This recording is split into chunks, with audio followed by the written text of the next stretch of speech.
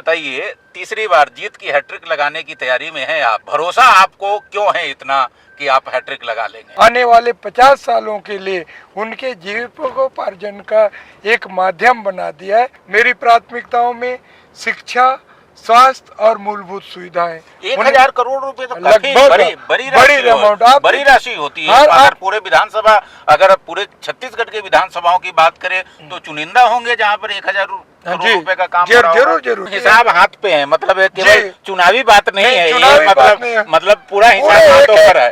एक एक काम का मेरे पूरे हिसाब है।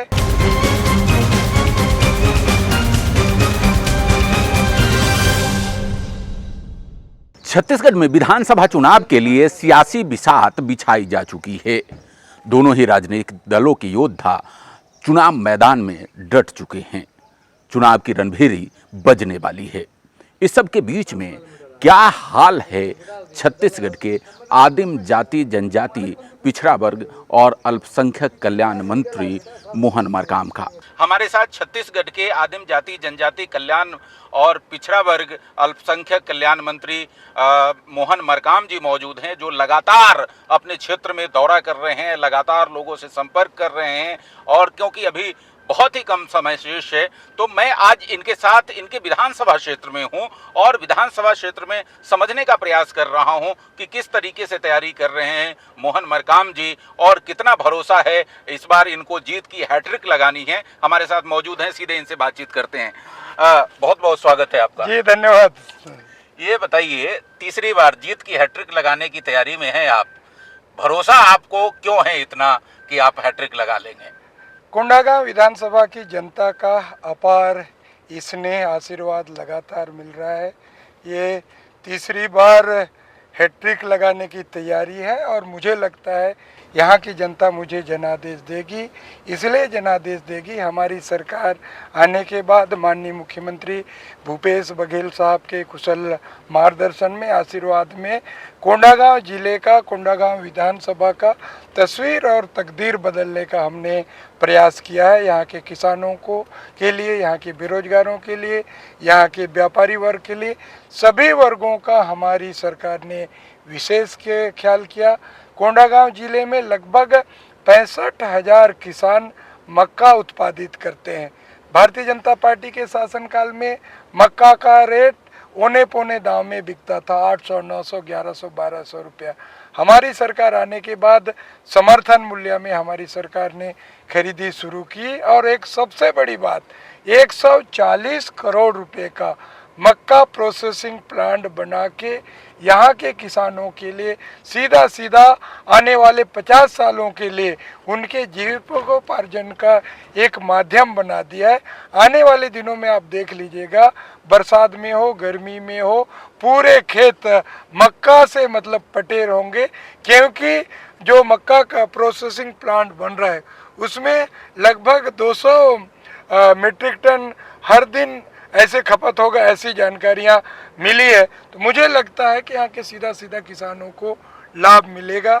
दूसरी बात, मूलभूत सुविधाओं की बात है। आज मैं गर्व के साथ कह सकता हूँ, मेरे कार्यकाल में लगभग 1000 करोड़ रुपए के सड़क, पुल, पुलिया और मूलभूत सुविधाओं के लिए हमने राशि उपलब्ध कराया है। मेरी प्राथमिकताओं में शिक्षा, स्वास्थ्य और मूलभूत सुविधाएं। 1000 करोड़ रुपए तो काफी बड़ी राशि होती है। अगर पूरे विधानसभा, अगर पूरे छत्तीसगढ़ के विधानसभाओं की बात करें तो चुनिंदा होंगे जहां पर 1000 करोड़ रुपए का काम जरूर आपने देखा होगा। आप देखिए, 140 करोड़ रुपए का मक्का प्रोसेसिंग प्लांट, 110 करोड़ रुपए का कोंडागांव शहर के लिए आने वाले 50 सालों में पानी की समस्या ना हो, उसके लिए हमने काम किया है। बाईपास 70-72 करोड़ रुपए का। आप देखिए, जिस रास्ते से आप गुजरते हैं, आप कोंडागांव से माकड़ी आ जाइए, लगभग 32 करोड़ रुपए का रोड चौड़ीकरण। आप मसोरा से लेकर हड़ीगांव तक चले जाइए, आप फरसगांव से लेकर एरला तक जाइए, हर गांव को हमने डामरीकरण सड़क से जोड़ने का प्रयास किया है। उसके साथ साथ लगभग 32 high school, higher secondary school building, जो 15 साल की भारतीय जनता पार्टी की सरकार नहीं कर पाई, वो हमने असंभव को संभव कर दिखाया। लगभग एक बिल्डिंग 1,21,00,000 रुपए का, हाई स्कूल बिल्डिंग 75 लाख रुपए का, सामुदायिक भवन, सांस्कृतिक भवन 9 करोड़ रुपए का हमने अभी कोंडागांव शहर में अलग अलग समाजों के लिए सामाजिक भवन हमने बनाने का काम किया है। तो आज मैं कह सकता हूँ हिसाब हाथ पे है, मतलब ये केवल चुनावी बात नहीं है, चुनावी ये बात नहीं है। मतलब पूरा हिसाब हाथों पर है। एक एक काम का मेरे पूरे हिसाब है, कौन से काम कितने के हुए पूरे हिसाब, और सारे काम देखने वाले हैं जो लोगों को दिख सकते हैं। देखिए आप गांव में देखिए कितनी सुंदर सड़क दिखाएंगे हमारे देखिए कैमरामैन, गांव देखें। में मतलब ये सड़कें, मतलब गांव में हम लोग यहाँ से आ रहे हैं और ये सड़कें बहुत अंदर की गांव की सड़क है। उड़ीसा बॉर्डर पे हैं हम लोग, और उड़ीसा बॉर्डर पे आप देख रहे हैं कि सड़कें कितनी चमचमाती हुई सड़कें हैं। इसको आप एक उपलब्धि के तौर पे बताएंगे कि आपके जितने भी गांव हैं विधानसभा क्षेत्र में, क्या सभी गांव तक सड़कें पहुंच गई? लगभग में क्या उपलब्धि? लगभग सभी गांव में लगभग सड़क पहुंची है। नहीं तो 8-8 दिन 10-10 दिन भारतीय जनता पार्टी के शासन में किसान धान बेचने के लिए रात जगारा करते थे, तभी वो समस्या नहीं है। हमने लोगों के पास पैसा आ गया है। हमने अनंतपुर, अमरावती और हमने देकोंगा में कोऑपरेटिव बैंक खोलने का प्रयास किया और हमारी सरकार ने उसकी घोषणा भी की है। हमारे क्षेत्र में जो ग्रामीण आस्था का केंद्र देवगुड़ी है, घोटुलगुड़ी, उसको हमने बनाने का काम किया। आज हमारी सरकार की नीतियों, योजनाओं, माननीय मुख्यमंत्री जी की जो सोच है, माननीय मुख्यमंत्री भूपेश बघेल साहब का जो सपना है, हम छत्तीसगढ़ जो एक गढ़बो नवा छत्तीसगढ़ की परिकल्पना के साथ जो आगे बढ़ रहे हैं। आपने देखा होगा बस्तर को लोग बोलते तो यहाँ आना नहीं चाहते थे, आपने भी देखा होगा ये जो बॉर्डर, उड़ीसा बॉर्डर में इतनी अच्छी सड़कें हैं। आप अंदरूनी क्षेत्रों में भी आप देख लीजिए, कोंडागांव के साथ साथ कोंडागांव जिले का विकास, बस्तर का विकास हमारी सरकार, भूपेश बघेल जी की सरकार कर रही है। आपके विधानसभा क्षेत्र में मैंने घूमते हुए देखा कि धान और मक्का के उत्पादन के साथ साथ सब्जी भी उत्पादन बड़ी मात्रा में होता है। तो आने वाले दिनों में सब्जी उत्पादक किसानों के लिए आपकी क्या योजना है? देखिए, माननीय मुख्यमंत्री जी जब आए थे और कोंडागांव का है, आज भले सिंचाई सुविधा नहीं है, फिर भी बोर के माध्यम से लगभग 5,500 जो व्यक्तिगत कनेक्शन लेके खेती किसानी कर रहे हैं। सब्जी की खेती किसानी करते हैं और दलहन तिलहन की भी यहाँ उत्पादन करते हैं। तो आज इसीलिए माननीय मुख्यमंत्री जी जब आए थे, अभी तो सब्जी मंडी की घोषणा की ताकि यहाँ के सब्जी उत्पादित किसानों को उनका सही दाम मिले, और जो बाहर से आएंगे क्रेता यहाँ के सब्जी खरीदकर बाहर के शहरों में कैसे पहुँचाए, उसके लिए हमारी सरकार लगातार काम कर रही है। और आज हमें लगता है कि कोंडागांव में अक्सर मरार समाज के लोग भी बहुत ज़्यादा हैं जो ज़्यादा सब्जी उत्पादन करते हैं। कलार समाज, उसके साथ साथ हमारे अन्य समाज भी, हमारा आदिवासी समाज भी हर व्यापार व्यवसाय के साथ साथ खेती किसानी में भी हर क्षेत्र में आगे बढ़ा है। मुझे कहते हुए बहुत खुशी होती है कि यहाँ के किसान जागरूक किसान है, और यहाँ लगभग हर गांव में हमारे गायत्री परिवार के, हमारे रंग भगत के साथ साथ कई लोग होते हैं जो नशा पान से दूर रहते हैं। तो कहीं ना कहीं अगर नशा पान से दूर रहते हैं तो उनमें जागरूकता रहती है, परिवार के प्रति आगे बढ़ने की ललक होती है, उसका भी लाभ मेरे क्षेत्र में मिलता है। आपसे एक बार मैंने सुना था कहीं भाषण करते हुए कि आने वाले दिनों में आप यहाँ कोल्ड स्टोर का एक चेन भी डेवलप करने वाले हैं, क्या है ऐसी? जरूर मेरी सोच है कि हम सब्जी विक्रेताओं को यहाँ से जितने उत्पादित किसान हैं उनको सही दाम मिले, तो उनका फसल बर्बाद ना हो। इसीलिए हमने माननीय मुख्यमंत्री जी के पास भी रखा है, माकड़ी और कोंडागांव में ब्लॉक मुख्यालय में कोल्ड स्टोरेज हो, ताकि यहाँ के कृषि उत्पादित वस्तुएं, फसल हो, फल हो, सब्जी हो, उनका सही दाम मिल सके, ऐसी मेरी सोच है और आने वाले समय में कार्य योजना भी है। अभी पिछले कार्यक्रम में मैं आपको सुन रहा था, आपने करीब करीब 32 हाई स्कूल का नाम गिनाया, जिसको आपने हायर सेकेंडरी स्कूल में तब्दील किया है, उन्नयन किया है। शिक्षा को लेकर के आपने पिछले 10 साल की बात मैं करूं, आपने कार्यकाल में विधायक के रूप में, फिर अभी आप मंत्री हैं, क्या काम हुआ है कोंडागांव विधानसभा? देखिए, जब मैं चार शासकीय अर्धशासकीयों को छोड़ा, मैं शिक्षाकर्मी वर्ग 1 भी था, 2 था, LIC डेवलपमेंट ऑफिसर था, senior agency manager SBI life में था। जब मैं जहां मुझे लगभग 18 से 20 लाख रुपया इंसेंटिव मिलता था, सैलरी मिलता था, उनको छोड़कर मैं राजनीतिक क्षेत्र में इसलिए कदम रखा। मैं छोटे से गांव से आता हूं। मैं वहाँ उस समय कोई सुविधाएं नहीं थी, 3 ओर नदियों से घिरा हुआ है। एक बार बरसात के दिनों में गांव में उल्टी दस्त शुरू हुआ, 12 बच्चे, छोटे छोटे बच्चे 2-3 दिन 4 दिन के अंदर उनकी डेथ हो गई। मेरे मन में उस समय मैं पढ़ाई कर रहा था, मेरे मन में एक भावना आई, क्यों ना गांव में मूलभूत सुविधाएं हम कैसे पहुंचा सकें। उस समय से मेरे मन में एक ये था कि मेरे मन में वो द्रवित होते रहा कि मैं जनप्रतिनिधि बनूं और क्षेत्र के लिए काम करूं। और आज मुझे इस क्षेत्र की जनता का जनादेश मिला, लगातार 2 बार से विधायक बना, आज मंत्री भी हूं। तो आज मुझे क्षेत्र में जहां जिस गांव से मैं आता हूं, भले 500 की जनसंख्या है, मगर वो आज वहाँ उप स्वास्थ्य केंद्र मैंने खुलवा दिया, 2-3 स्वास्थ्य कार्यकर्ता हैं। तो छोटी मोटी बीमारियां तत्काल होती है तो तत्काल इलाज होता है। हमने जिला अस्पताल को आधुनिक हर तरह की सुविधाएं पहुंचाने का प्रयास किया। हमने प्राथमिक स्वास्थ्य केंद्रों के लिए बहुत काम कर रहे हैं। रही बात शिक्षा, क्योंकि मैं अपनी करियर की शुरुआत एक शिक्षक के रूप में शुरुआत किया है, तो कहीं ना कहीं मेरी प्राथमिकताओं में था। आज 32 high school higher secondary school का उन्नयन और वहाँ बिल्डिंग जहाँ से मैं पढ़ा 90 में, मैं मागड़ी जी ब्लॉक मुख्यालय मागड़ी, शायद आपने भी देखा है, वहाँ मैं जब 90 में 12वीं किया, वहाँ बिल्डिंग नहीं था। आज मेरे विधायक बनने के बाद 32 साल बाद हायर सेकेंडरी स्कूल बना, जहाँ मैं मिडिल स्कूल गांव से 7 किलोमीटर पढ़ने जाता था। वो हाई स्कूल हायर सेकेंडरी में उन्नयन भी कराया, बिल्डिंग भी स्वीकृत करवाया। मैं जहाँ शिक्षा कर्मी वर्ग 2 के रूप में अपनी करियर शुरुआत किया था, वहाँ बिल्डिंग नहीं था, वहाँ मैंने बिल्डिंग स्वीकृत। कहने का मतलब ये है, मेरी प्राथमिकताओं में शिक्षा, स्वास्थ्य, आप देख लीजिए कितनी अच्छी सड़कें। आप ये उड़ीसा को इधर किनारे बाढ़ छोड़ती है। रोड चौड़ीकरण हम लोगों ने किया, रोड चौड़ीकरण किया, और कितनी सुंदर सड़कें, जो बड़े बड़े शहरों में ऐसी सड़कें नहीं होती। हम लोगों ने अपने कार्यकाल में ये सब बड़ी बड़ी उपलब्धियां हमने हासिल की है।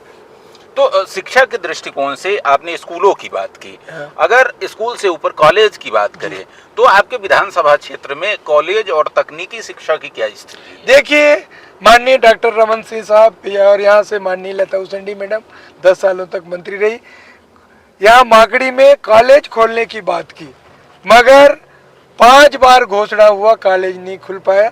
हमारी सरकार आने के बाद हमने यहाँ मागड़ी में कॉलेज खुलवाया, गर्ल्स कॉलेज। हमारी बहनें परेशानी न हो, बेटी शिक्षा की ओर आगे बढ़े, हमने कोंडागांव में गर्ल्स कॉलेज हमारी सरकार में आने के बाद खुलवाया। हमने पूरे छत्तीसगढ़ में 6 मॉडल कॉलेज खुले, जिसमें से हमने कोंडागांव में मॉडल कॉलेज खुला। पॉलिटेक्निक कॉलेज के लिए हमने तैयारी कर रहे हैं, अभी उसका संचालन जगदलपुर से हो रहा है, बिल्डिंग जैसे बन जाएगा उसकी करेंगे। ITI से लेकर हर तरह की शिक्षा के लिए हो। उसके साथ साथ स्वामी आत्मानंद मिडिल स्कूल, आत्मा इंग्लिश मीडियम स्कूल हमने मागड़ी में खुलवाया, हमने कोंडागांव में खुलवाया, हमने जामकोट पारा में खुलवाया। इस ढंग से हमने कई स्कूलों को हॉस्टल के लिए 2.5 सीटर हमारे लड़कों के लिए, पोस्ट मैट्रिक छात्रावास, प्री मैट्रिक छात्रावास हमने खुलवाया। OBC वर्ग भी मेरे यहाँ लगभग 19% है। उन वर्गों के बच्चों को भी सुविधाएं देने के लिए हमने 2-2 करोड़ रुपए का OBC हॉस्टल भी हमने खुलवाया है। मैं कह सकता हूं कि मेरे कार्यकाल में जो उपलब्धियां हैं, शायद मेरे जो कार्यकाल के जो काम है, मैं भी इतने जो काम हुए उसको दोबारा अगर जनता का जनादेश मिलेगा तो उसको तोड़ पाऊंगा नहीं पाऊंगा, मुझे भी मतलब एक रिकॉर्ड की तरह है। एक रिकॉर्ड की तरह इस कार्यकाल में हुआ है, ये मेरे लिए बड़ी उपलब्धि है। स्वास्थ्य की बात करें, अभी आप कह रहे थे कि आपने एक तरीके से स्वास्थ्य की जो बहुत खराब स्थिति थी और बच्चों की जो मौत हुई थी उसी से द्रवित होकर के आपने राजनीति में आने का, समाज सेवा में आने का फैसला किया था। तो पूरे विधानसभा क्षेत्र में स्वास्थ्य के पूरे परिदृश्य को आपने किस तरीके से तब्दील किया है? कोंडागांव का नाम जब आज़ादी के पहले से ही DNK हॉस्पिटल के नाम से पूरे राज्यों में, उड़ीसा हो, आंध्र प्रदेश हो, अन्य राज्यों से भी इलाज कराने आते थे। उसका धीरे धीरे फिर केंद्र सरकार के अधीन था, वो धीरे धीरे समाप्त हुआ। मगर उसी तरह की सुविधाएं हम लोग जिला मुख्यालय में उपलब्ध कराने का प्रयास कर रहे हैं। मैं विधायक निधि से 32 लाख रुपए का आधुनिक एम्बुलेंस, मैंने हर तरह की सुविधा उसमें हो, अगर कोई इमरजेंसी हो उस ढंग से करें। हमने ब्लॉक मुख्यालय माकड़ी में भी हर तरह की सुविधाएं उपलब्ध कराने का प्रयास कर रहे हैं। मगर कुछ डॉक्टरों की कमी थी, मगर हमने DMF मद से भी डॉक्टरों उपलब्ध कराने का प्रयास कर रहे हैं। धीरे धीरे हम लोग को स्वास्थ्य सुविधाओं के मामले में भी हम आत्मनिर्भर बनने का प्रयास कर रहे हैं। नहीं तो पहले भारतीय जनता पार्टी के शासनकाल में रिफर सेंटर हुआ करता था, अभी बहुत से बीमारियों का इलाज जिला मुख्यालय कोंडागांव में भी हो रहा है। और ग्रामीण स्तर की बात करें, ग्रामीण क्षेत्र में क्या किस तरह की स्थिति बनी है अभी? आपने क्या जो स्वास्थ्य केंद्र है, स्वास्थ्य रूप केंद्र है, उसकी क्या हालत है आपके क्षेत्र? अक्सर बस्तर में अक्सर होता है, अगर कोई बीमार व्यक्ति पड़ जाए मगर वो अस्पताल नहीं जाएगा, बाजार जरूर जाता है। मगर हमारी सरकार ने हाट बाजार क्लिनिक योजना के माध्यम से गांव-गांव तक सुविधाएं पहुंचाने का, हर बाजार में इलाज कराने का प्रयास किया। उसका बेहतर लाभ भी हम लोगों को मिलता है हाट बाजार क्लिनिक के माध्यम से। और हम लोग उप स्वास्थ्य केंद्रों में जो भवन विहीन थे, उन भवन विहीनों को भी हमने भवन उपलब्ध कराने का प्रयास किया है। तो मैं कह सकता हूं कि स्वास्थ्य सुविधाओं के मामले में पहले से हमने बेहतर करने का प्रयास किया है। सड़कों की बात हो गई, स्वास्थ्य की बात हो गई, शिक्षा की बात हो गई, मूलभूत सुविधाओं में एक आता है पेयजल। पेयजल की स्थिति एक बड़ी जरूरत होती है। उसके दृष्टिकोण से अगर कहा जाए तो आपके विधानसभा में क्या काम हुआ? देखिए, पेयजल के मामले में हम लोग जब जल जीवन मिशन नहीं चल रहा था, उससे पहले हम लोग अलग अलग गाँव में हमने पहुंचाने का प्रयास किया है। और आने वाले दिनों में हम ना जल जीवन मिशन के माध्यम से हर पंचायतों को पानी की व्यवस्था हो, ये ऐसी सुविधाएं हम लोग पहुंचाने का प्रयास करेंगे। चलिए, एक जगह आ गए हम लोग, यहाँ कार्यक्रम में चलेंगे, कार्यक्रम के बाद फिर आगे चलेंगे, तो आगे शेष बात जो है हम आगे करते रहेंगे आपसे। यहाँ पर आप एक कार्यक्रम में आ गए हैं, दिन भर मंत्री जी आज जो है लगातार कार्यक्रम में है। सुबह 7 बजे घर से निकले हैं और 7 बजे से लेकर के लगातार ये जो है भूमि पूजन, लोकार्पण और लोगों से मिलना जुलना सब इनका चल रहा है। अभी भी एक जगह आए हैं, हम इनके साथ चलते हैं और फिर आगे और बातचीत करेंगे। ग्राम पंचायत उड़ित गांव में आए हैं। यहाँ भी हमने मेरे कार्यकाल में इसको हायर सेकेंडरी उन्नयन भी करवाया और आज बिल्डिंग भी 1 करोड़ 21 लाख का बिल्डिंग भी आज विधिवत शुभारंभ करने हम लोग आए हैं। तो यानी आज पूरा शिक्षा की अलग जगह रहे हैं आप, इससे पहले भी एक स्कूल में थे, आज भी यहाँ भी इस स्कूल में आए हैं। जी जी, जरूर जरूर जरूर। हमारी प्राथमिकताओं, छोटा सा पंचायत है, फिर भी आप देखिए हर 5 किलोमीटर में high school, middle school, higher secondary school, लोगों को कहीं भटकना ना पड़े, हर तरह की सुविधाएं व्यवस्था हो, ये हम लोगों का प्रयास है। ठीक, तो अब मंत्री जी चल रहे हैं इस कार्यक्रम में और यहाँ पर उद्घाटन करेंगे। इसके बाद फिर हम आगे चलेंगे और मंत्री जी से फिर और समझेंगे कि किस तरीके से इन्होंने पिछले न केवल इस कार्यकाल में बल्कि पिछले 10 साल में जब से विधायक हैं, किस तरीके से तस्वीर और तकदीर बदली है कोंडागांव विधानसभा की।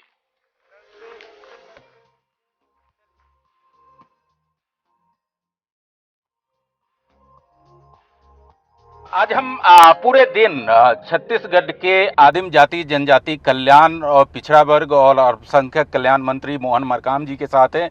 उनके साथ आज उनके विधानसभा क्षेत्र में इन्होंने पिछले 10 साल में विधायक के रूप में क्या डेवलपमेंट कराया और क्या इस बार चुनाव का माहौल है, इसका जायजा ले रहे हैं। हमारे साथ फिर मंत्री जी मौजूद है। इनसे पिछली बार हमने समझा था कि किस तरीके से इन्होंने डेवलपमेंट के वर्क कराए हैं, हम उसी पर चर्चा जारी रखते हैं और फिर थोड़ी सी राजनीतिक बात भी करेंगे।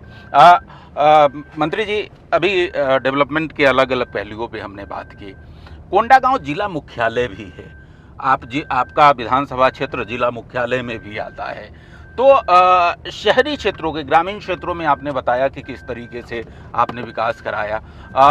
जिला मुख्यालय का विकास जिला मुख्यालय की तरह किस तरीके से, मैंने देखा वहाँ पर स्विमिंग पूल भी बन गया है। अभी स्विमिंग पूल बड़े बड़े शहरों में होता है, लेकिन कोंडागांव बस्तर के एक जिला मुख्यालय, एक जिला है कोंडागांव, उसके जिला मुख्यालय में भी इस तरीके से स्विमिंग पूल है, अब बाकी अन्य चीज़ें हैं। तो किस तरीके से आपने ये डेवलपमेंट कराया है? कोंडागांव जिला मुख्यालय के लिए लगातार अनवरत हम काम कर रहे हैं। हमारी सरकार आने के बाद हमारी सरकार ने 110 करोड़ रुपए का आने वाले 50 सालों में कोंडागांव नगर के नागरिकों को पानी की सुविधा, पानी की तकलीफें ना हो, उसके लिए जलावर्धन योजना में हमने शुरू करवाया है। उसके साथ साथ कोंडागांव शहर में व्यस्त बढ़ रहा है। बाईपास लगभग 75 करोड़ रुपए का कोंडागांव जिला मुख्यालय को बाईपास से शहर से बाहर ट्रैफिक सुविधाएं मिल सके, उसके लिए हम काम कर रहे हैं। उसके साथ साथ आपने कहा स्विमिंग पूल, देखिए बड़े बड़े शहरों में स्विमिंग पूल इतनी अच्छी नहीं है। लगभग 2.5 करोड़ रुपए का स्विमिंग पूल बहुत ही अच्छा हमारे यहाँ बन गया है। आपने देखा होगा बंदा तालाब, राम मंदिर तालाब, कोपा बेड़ा तालाब, अलग अलग तालाबों के लिए 2.5 3 करोड़ के हमने प्रोजेक्ट बनाए और आज बंदा तालाब भी बहुत अच्छा बना है, राम मंदिर तालाब भी बना है, ऑडिटोरियम बना है। उसके साथ साथ पूरे शहर में सड़कों का हमने अलग अलग वार्डों में जाल बिछाया है। कोंडागांव शहर में लगभग 9 करोड़ रुपए का अलग अलग समाजों के लिए सामाजिक भवन बने हैं। तो हम कोशिश कर रहे हैं कि कोंडागांव शहर हर मामले में, विकास मामले में अन्य शहरों से पीछे ना हो, उसकी तैयारी हमने किया है। और लगातार माननीय मुख्यमंत्री जी के पास जो भी प्रपोजल लेके हम जाते हैं अलग अलग विभागों का, उस जिले मुख्यालय में उसका लाभ हमको मिल रहा है। कुछ राजनीतिक बात कर लें। आप पीसीसी के अध्यक्ष भी रहे हैं, मंत्री हैं। पूरे छत्तीसगढ़ की अगर बात की जाए राजनीतिक फिजा की, तो आप क्या देखते हैं? पीएम लगातार यहाँ पर फोकस कर रहे हैं। गृह मंत्री जिसको कहा जाता है कि भारतीय जनता पार्टी के राजनीतिक चाणक्य हैं, वो लगातार यहाँ पर कैंप कर रहे हैं। मनसुख मंडाविया यहाँ पर हैं। तो इन सारी स्थिति में आपको नहीं लगता कि कांग्रेस पार्टी कहीं घिर जाएगी? 15 साल भारतीय जनता पार्टी की सरकार छत्तीसगढ़ में रही है। 2018 के चुनाव में छत्तीसगढ़ की महान जनता ने 68 सीटों के साथ कांग्रेस पार्टी को माननीय मुख्यमंत्री भूपेश बघेल साहब के नेतृत्व में कांग्रेस सरकार बनाने का मौका मिला। हमारी सरकार जनता की अपेक्षाओं, उम्मीदों पर खरा उतरने का प्रयास किया। छत्तीसगढ़ के किसान हो, मजदूर हो, आम जनता हो, व्यापारी हो, अधिकारी कर्मचारी हो, सभी खुश हैं। इसलिए मैं कह सकता हूं कि 2023 के चुनाव में हमें फिर से छत्तीसगढ़ में जनादेश मिलेगा। हम 75 सीटों के साथ, हम जो टारगेट लक्ष्य तय किया है, हम 75 सीटों के साथ हम सरकार बनाएंगे। और भारतीय जनता पार्टी कितनी हथकंडी अपना ले, मगर बस्तर में और छत्तीसगढ़ में भारतीय जनता पार्टी की दाल नहीं गलेगी, ऐसा मुझे लगता है। क्योंकि माननीय मोदी साहब बार बार आ रहे हैं। अगर बस्तर को या छत्तीसगढ़ के कोई पैसा दिया होता, छत्तीसगढ़ के विकास के लिए काम किया होता, तो माननीय मोदी साहब को इतने छत्तीसगढ़ आने की आवश्यकता नहीं पड़ती। लगभग 25,000 करोड़ रुपए राशि छत्तीसगढ़ को केंद्र सरकार से लेना है। जीएसटी का कंपनसेशन से लेकर कई हमारे रॉयल्टी का जो पैसा है, वो पैसा भी केंद्र सरकार हमको नहीं दे रहा है। हमारी सरकार हमारे संसाधनों के माध्यम से हम उपलब्ध करा रहे हैं और हमारी सरकार लगातार काम कर रही है। छत्तीसगढ़ में शांति, सुरक्षा, विश्वास और विकास के एजेंडे पर चल रही है। हमारे मुख्यमंत्री एक परिकल्पना किए थे, गढ़बो नवा छत्तीसगढ़। आज छत्तीसगढ़ की जनता और छत्तीसगढ़ का प्रदेश का 2 करोड़ 80 लाख जनता देख रहा है। आज कोंडागांव के साथ साथ पूरे छत्तीसगढ़ में विकास हो रहा है। तो आज मुझे लगता है कि छत्तीसगढ़ की जनता फिर से दोबारा कांग्रेस पार्टी के प्रत्याशियों के पक्ष में वोट करेगा और हम दोबारा सरकार बनाने में सफल होंगे। अब की बार 75 पार का आप लोगों ने नारा दिया है, ये लक्ष्य जरा कठिन नहीं है और बड़ा लक्ष्य नहीं है? देखिए, कोई भी काम कठिन को ही काम करने में मजा आता है। कठिन होगा, चुनौतियां होगी तो चुनौतियों का हम डटकर काम करेंगे। अगर हम टारगेट कम रखें तो पता चला कि टारगेट तो कभी भी कोई भी काम में टारगेट कम नहीं रखना चाहिए और टारगेट हम बड़ा लेके चल रहे हैं। और हम 75 प्लस, देखिए हम 71 सीट ऐसे ही जीत गए हैं। हम 5 उपचुनाव हम जीते, 14 के 14 नगर निगम हम जीते। इतिहास में पहली बार ऐसा हुआ है कि 14 के 14 नगर निगम हम जीते हैं। हमारी सरकार की उपलब्धियों, नीतियों, योजनाओं को लेकर हम जनता के बीच में गए और जनता का जनादेश हमें मिला। अक्सर कहा जाता है शहरों में भारतीय जनता पार्टी का दबदबा होता है, उस मिथक को भी पहली बार हमने तोड़ा है और हम 14 के 14 नगर निगम जीते हैं। हम पिछले बार विपक्ष में थे, भारतीय जनता पार्टी की सरकार रही, फिर भी हम 4 से 6 नगर निगम भारतीय जनता पार्टी से छीन लिए थे। मगर इस बार हम सरकार में हैं, मगर भारतीय जनता पार्टी एक भी सीट नगर निगम के जीत नहीं पाई। इसका मतलब साफ है, छत्तीसगढ़ के शहर की भी जनता और गांव की भी जनता कांग्रेस पार्टी की सरकार से और कांग्रेस पार्टी की नीतियों से खुश है, जिसका लाभ हमको मिलेगा। यानी ये माना जाए, जब अविभाजित मध्य प्रदेश था तो माना जाता था कि छत्तीसगढ़ जो पूरा इलाका है वो कांग्रेस का गढ़ है। बीच में 15 साल भारतीय जनता पार्टी की सरकार रही, तो फिर कांग्रेस का गढ़ जो है वो छत्तीसगढ़ में लौट गया है, अब बना रहेगा गढ़? नहीं, आपका कहना सही है। जब मध्य प्रदेश में सरकारें बनती थी तो छत्तीसगढ़ का बहुत बड़ा योगदान होता था। हमारे अधिकतर यहाँ से विधायक जीत के जाते थे। आज मुझे कहते हुए खुशी हो रही कि हम छत्तीसगढ़ को कांग्रेस का गढ़ बनाने जा रहे हैं।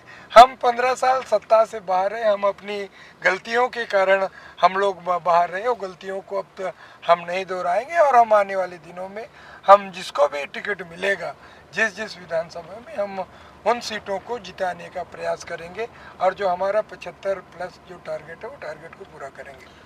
आखिर इतना भरोसा कि अब की बार 75 पार, ये भरोसे के पीछे की वजह क्या है? देखिए, भरोसा इसलिए है क्योंकि छत्तीसगढ़ की जनता के भरोसे पर हमारी सरकार खरा उतरने का प्रयास किया है। छत्तीसगढ़ के किसानों के भरोसे पर हमारी सरकार खरा उतरने का प्रयास किया है। छत्तीसगढ़ के व्यापारी, मजदूर, आम जनता, यहाँ की रहवासियों के भरोसे पर हमारी सरकार खरा उतरने का प्रयास किया है। तो हमें भरोसा है कि छत्तीसगढ़ की जनता कांग्रेस पार्टी पर भरोसा करेगी और हमारे प्रत्याशियों को जिताने का प्रयास करेगी। लेकिन इतना भरोसा होने के बावजूद टिकट देने में देरी क्यों हो रही है? लगातार बैठ के हो रही है लेकिन टिकट फाइनल नहीं हो पा रहा है। आप भी चुनाव समिति में सदस्य हैं। नहीं, देखिए, अभी चुनाव बहुत समय है, 2 महीने समय है। अभी से हम टिकट डिक्लेयर करके प्रत्याशियों के खर्चे क्यों बढ़ाएं? हमको पता है हम लोगों को चुनाव लड़ना है, हम अपने अपने क्षेत्रों में तैयारियां कर रहे हैं। तो जब चुनाव का डिक्लेयर होगा, नामांकन की तिथि नज़दीक आएगा, उस समय नाम डिक्लेयर करेंगे। अभी हमको हड़बड़ी नहीं है। जो विपक्ष है उसको हड़बड़ी होना चाहिए, क्योंकि उनका कौन प्रत्याशी चुनाव लड़ेगा, कौन नहीं लड़ेगा, उसको अपने प्रत्याशियों की चिंता करनी चाहिए। कांग्रेस पार्टी तो ऑलरेडी जो भी हैं दावेदार, उनको पता है कि अधिकतर जो हैं हमारे सिटिंग विधायक हैं या जो वरिष्ठ नेता है, उनको सबको पता है उनको टिकट मिल रहा है, इसीलिए वो अपने अपने क्षेत्र में काम कर रहे हैं। जैसे मैं अपने क्षेत्र में काम कर रहा हूँ, उसी ढंग से अन्य हमारे विधायक और हमारे मंत्री भी काम कर रहे हैं। लेकिन आपको नहीं लगता कि यही ये जो है भारतीय जनता पार्टी आपके सामने है और जिस तरीके से रणनीति अपना रही है उसमें कांग्रेस के सामने बड़ी चुनौती यही है कि उनके साथ ज़्यादा सिटिंग विधायक है और उन सिटिंग विधायक के खिलाफ अगर एंटी इनकम्बेंसी है तो उनको माइनस करना एक बड़ा चुनौती है कि वहाँ पर नए लोगों को टिकट देना। नहीं, देखिए, हमारी सरकार ने, संगठन ने, केंद्रीय नेतृत्व ने लगातार सर्वे कर रहे हैं कौन को टिकट देना है, किन को नहीं देना है। सब जानकारियां हैं और जानकारियां होने के कारण सब हमारी तैयारियां हैं। लगभग जो नाम है वो फाइनल हो जाएंगे। अभी पितृपक्ष भी चल रहा है, इसलिए देश में और भारत में, हिंदू धर्म में पितृपक्ष को जानते हैं, कोई शुभ काम नहीं किया जाता, इसलिए हम पितृपक्ष के बाद जैसे फर्स्ट लिस्ट जारी हो जाएगी ऐसा मुझे लगता है। अच्छा, हम फिर से आपकी विधानसभा की तरफ लौटते हैं। हमने प्रदेश की बात कर ली। विधानसभा में आप तमाम विकास काम आपने गिनाए, सारी चीज़ें हैं। तीसरी बार आप हैट्रिक लगाने की तैयारी कर रहे हैं। जनता पे भरोसे की आपकी वजह क्या है? आपको क्यों लगता है कि यहाँ की जनता इस बार हैट्रिक आपको लगाएगी? इसलिए भरोसा है क्योंकि जो जनता की अपेक्षाएं थी, उम्मीदें थी, मांगें थी, उन मांगों को मैंने प्राथमिकता के साथ पूरा करने का प्रयास किया। इसीलिए मैं कह सकता हूँ, अब मैं जहाँ भी जाता हूँ, है ना, वहाँ की जनता का स्नेह प्यार मिलता है। इससे मैं आकलन लगा सकता हूँ कि जनता मेरे पक्ष में आ रही है, जनता में खुशी है, अपार खुशी है। जो मांगें थी उन मांगों को हम लोगों ने पूरा करने का प्रयास किया है। आज ये उड़ीसा बॉर्डर यहाँ से लगने वाला है, यहाँ से एक छोटा सा गांव आगे है। इस उड़ीसा गांव को भी, उड़ीसा राज्य को भी हमने डामरीकरण सड़क से जोड़ दिया है, ताकि वहाँ से उड़ीसा प्रदेश के लोग भी मेरे क्षेत्र में आ जाए, तो मेरे क्षेत्र में घुसे तो डामरीकरण की सुविधा हो, ये हम लोगों का प्रयास है। मंत्री जी एक और गांव में आ गए हैं, हम यहाँ पर चलेंगे। यहाँ पर जो विकास कार्य है उसका लोकार्पण, भूमि पूजन होना है। मंत्री जी के साथ हम चलते हैं और देखते हैं कि आगे किस तरह का कार्यक्रम है। उसके बाद फिर हम बातचीत का सिलसिला जारी रखेंगे।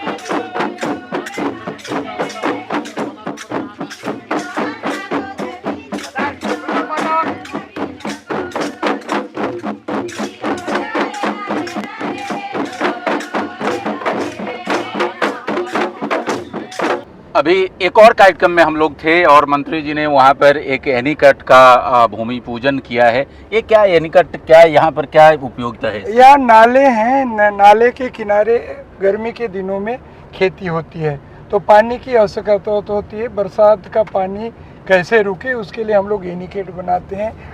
नालों में, नदियों में एक एनीकट 2 करोड़, 5 करोड़, 6 करोड़ का बड़ा नदी है तो लगभग 6-7 करोड़ का एनीकट बनता है। तो पूरे समय में यहाँ गर्मी के दिनों में मक्का, धान, सब्जी, अन्य फसलें उत्पादित करते हैं। तो किसान, यहाँ के किसान बहुत व्यस्त रहते हैं, वो समय के अनुसार चलना सीखे हैं और 2-3 फसल इस क्षेत्र में भी, बस्तर के लोग भी यह फसल लेने लगे हैं, मेरे क्षेत्र के किसान भी लेने लगे हैं। आप देखिए, अभी पूरा धान की खेती है, बरसात में पूरे मक्के लग जाएंगे। और अभी तो हम यहाँ के किसानों के लिए एक बड़ा काम किए हैं, तो मक्का का रकबा भी बरसात और गर्मी में बढ़ेगा। अभी मक्का जब थोड़ा सा ऊपर होना चाहिए, पानी नहीं पकड़ना चाहिए, इसलिए अभी ऊपर के ज़मीन में किए हैं, अंदर के ज़मीन में धान और अन्य फसल उगाए हैं।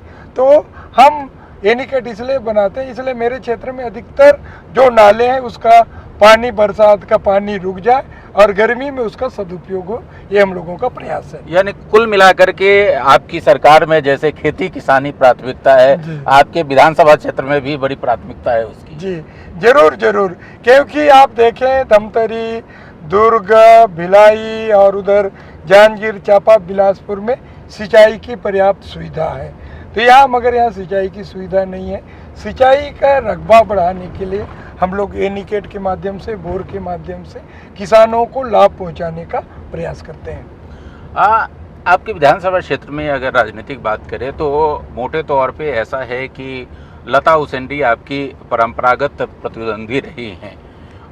इस बार भी उम्मीद की जा रही है कि शायद उन्हीं के साथ आपका मुकाबला होगा। अभी आप जिक्र कर रहे थे कि वो पहले चुनाव में बहुत सारे वादा करती थी, जर्सी गाय का वादा करती थी और भी फॉर्म भरवाती थी, ये बहुत सारी बातें आप कह रहे थे। क्या है उसका सबका तात्पर्य देखिए, कहने का? 2003 का जब भारतीय जनता पार्टी यहाँ चुनाव लड़ी, उन्होंने लोक लुभावन वादे किए थे, उनका संकल्प था। तत्कालीन उस समय भारतीय जनता पार्टी के प्रदेश अध्यक्ष डॉक्टर रमन सिंह जी थे और यहाँ की लता उसेंडी प्रत्याशी रही। उन्होंने गांव-गांव से फॉर्म भराया, हम अगर सरकार में आएंगे प्रत्येक आदिवासी परिवार को नौकरी देंगे, नौकरी नहीं दे पाने से बेरोजगारी भत्ता देंगे। मगर सरकार में रहने के बाद आउटसोर्सिंग के माध्यम से बाहर के युवाओं को नौकरी दिया। उन्होंने कहा आप बस्तर के लोग मड़िया पेज पीते हो, मड़िया पेज मत पिए, हम 15 लीटर दूध देने वाली जर्सी गाय देंगे।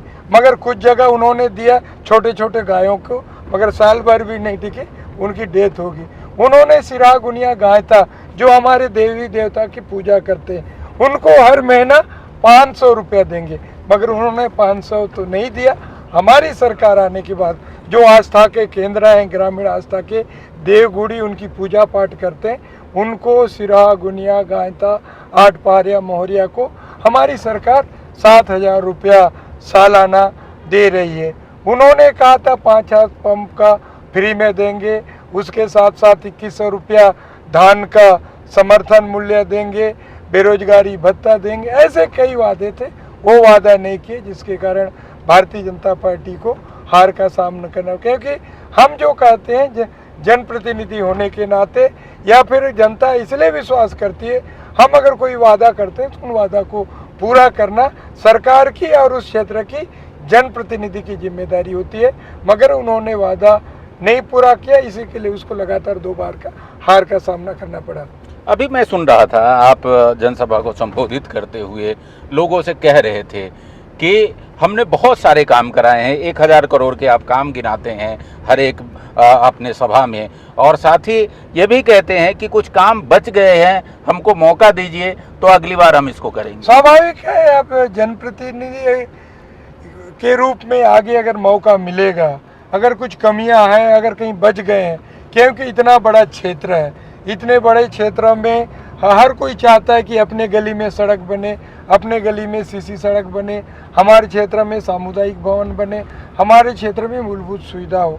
तो एक सड़क है उड़ीसा किनारे से जाते हुए हम जिस अगले गांव में जा रहे हैं, उस गांव को जोड़ने वाली उड़ीसा बॉर्डर होते हुए वो सड़क अभी कच्ची है। तो मैंने उनसे कहा है अगर अगली बार हम आएंगे तो उस सड़क को भी हमने बनाएंगे, हमने ग्रामीणों से हमने ये बात कही है।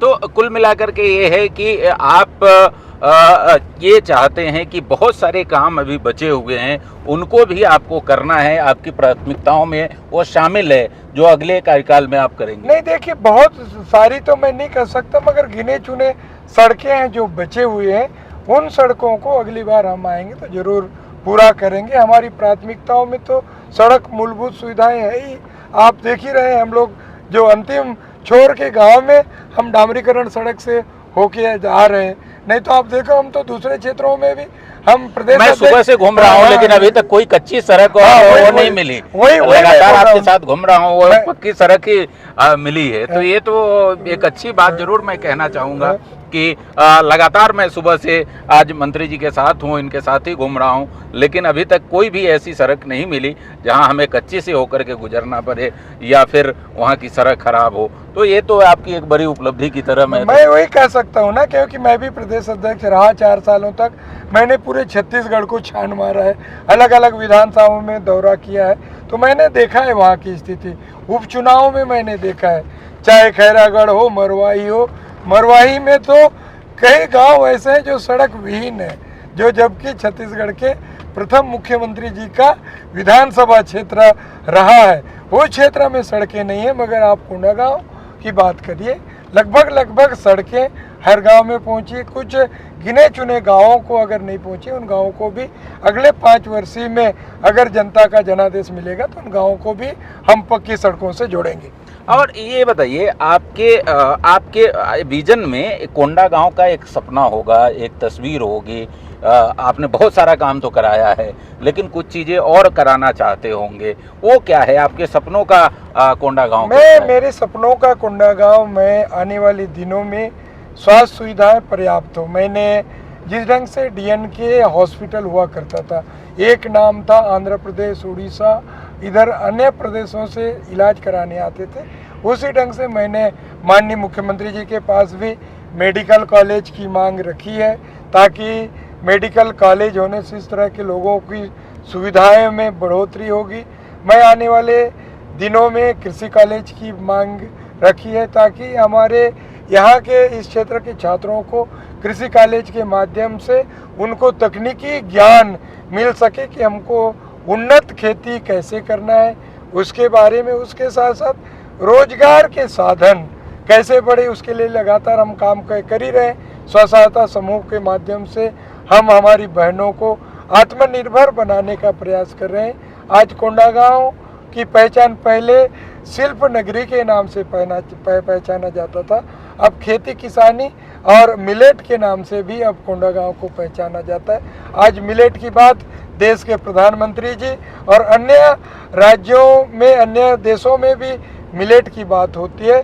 मिलेट जो खासकर मिलेट्स हमारा आदिवासी समाज उत्पादन करता है, कोदो, कुटकी, रागी, बाजरा, खासकर हमारे आदिवासी समाज, पहले वो आदिवासी समाज का प्रिय भोजन हुआ करता था, आज वीआईपी भोजन बन गए। तो उसकी खेती ज़्यादा से ज़्यादा बढ़े और हम उसको प्रोसेसिंग करके हम जो महानगरों में, बड़े बड़े शहरों में पहुंचाएं, हम लोगों की एक बड़ी सोच है।